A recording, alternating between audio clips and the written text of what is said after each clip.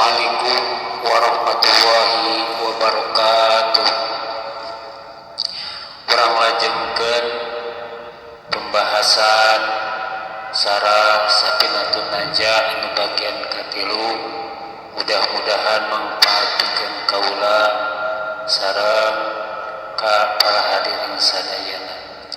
Bismillahirrahmanirrahim.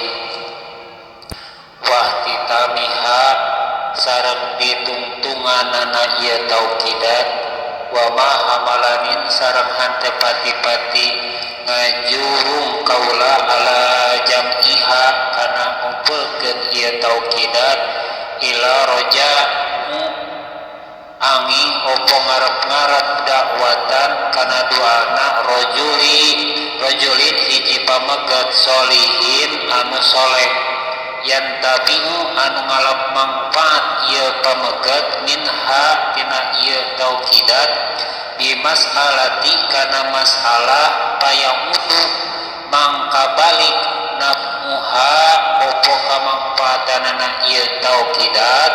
alaya ka kaula bi qabri dina pakuburan kaula li hadisi karena ya hadis idama tabnu adama di mana-mana maut anak Adam in qata'a mangka pegat amaluhu opo amana anak Adam ila min salasin angin anu tilu rupa sodakotin jariyatin kai sodakoh jariyah au ilmin yuntafa'u jeung kadua ilmu anu dimanfaatkeun bihi opo ieu ilmu awaladihi jeung katiluna anak solihin anu soleh yanulahu anu ngadoakeun anak ka ibnu Adam wa anna sareng ari kaula wa in kuntu jeung sanajan aya kaula lastun eta lain kaula ahlan eta ahli lihada kana ieu sanin kalakuan nyarahan wa halin sareng tingkah nyarahan qasadtu eta naja kaula tasabuha kana nyarupaan birrijali kapirang-pirang ulama li'afujan karena supaya bagja kaula bisohbatin kalawan ngarejengan kaula iyahu ka para ulama lima waroda karena aya katerangan anu aya ieu katerangan di khobarin dina hadis man tasabaha sasajalma anu nyarupan ieu jalma bi qaumin kana kakaum bahwa mangka ieu jalma minhum eta setengah tina ieu kaum wa raddu sareng ngarep kaula bausa kana tuluy bi mahabbatihim dina mika cinta ka eta para ulama li uhsyaron supaya dikumpulkeun kaula ma'hum serta para ulama li hadisi karena ya hadis Bukhari diriwayatkan Imam Bukhari yuhsyaru bakal dikumpulkeun mar'u sopo jalma-jalma ma'a man ahaba serta jalma-jalma mika cinta jalma kaeta man wayan bagi sareng misti liman ka jalma waqafa anu ningalian ye jalma ala afwatin kana kasalahan ayuslihaha kana muga ngabereskeun jalma kana ieu kasalahan bada ta'amuli dina sanggeus dipikir-pikir heula nas'alullaha nyuhunkeun kaula ka Allah ta'ala maluhur ayyubadila kana mugi ngagantosan Allah halana kana tingkah kaula sadaya ila ahsani kana pak alus-alusna ahwali pirang-pirang tingkah wa yaj'alana sareng mugi ngajantenkeun Allah ka kaula sadaya Miman tasa setengah di jalma-jalma anu lempang ilaihi ka ieu jalma nasud jalma-jalma li ahdil ilmin kana milari ilmu la li hududin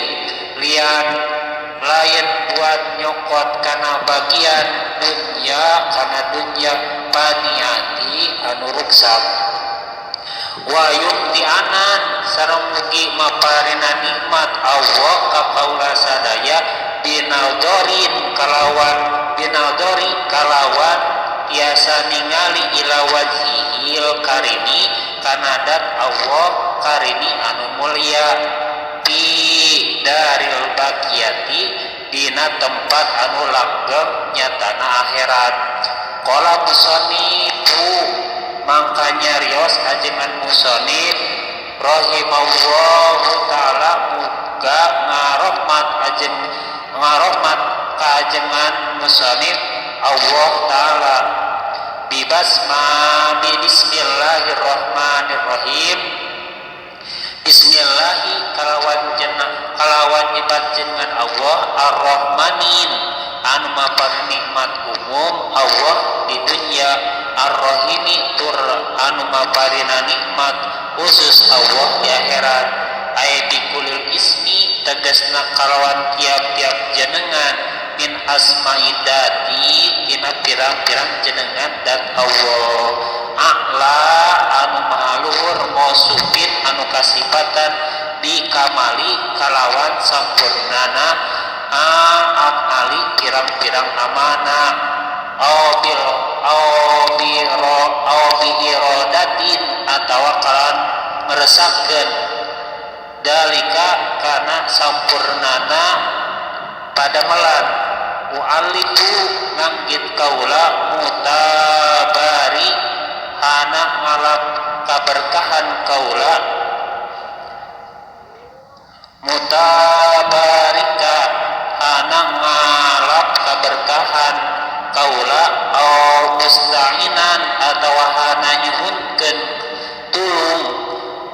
kaula sadaya tasarahu anu tos martelakeun kana bismillah bidzalika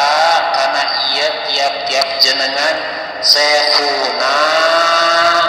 guru kaula sadaya Ahmadu Dimyati nyatana Syekh Ahmad Dimyati bihasiyatihi dina kitab hasiyahna Syekh Ahmad Dimyati ala usulil fikhi hanan nerangkeun usul fikih ibtida al musanifu mangka mawitan ajengan musonif kitabahu kana kitab ajengan musonif bibasmalati kalau bismillah iktidaan kana nurut bil kitabi kana kitab Al-Qur'an wallahu a'lam bissawab.